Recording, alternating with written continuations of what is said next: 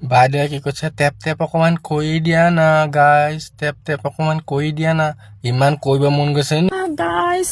মোক tap tap কৰি দিয়া গাইজ টেপ টেপ কৰি দিয়া আহা না টেপ অকণ কৰি দিয়া গাইজ নমস্কাৰ গাইজ মোৰ ঘৰলৈ আহা একাপ চাহ খাই যাবা আহা গাইজ ময়ো তোমাক ফুলৰ মৰম দিম মোকো মৰম অকণ দিয়া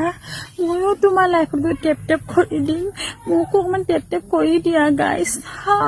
টেপ কৰি দিয়া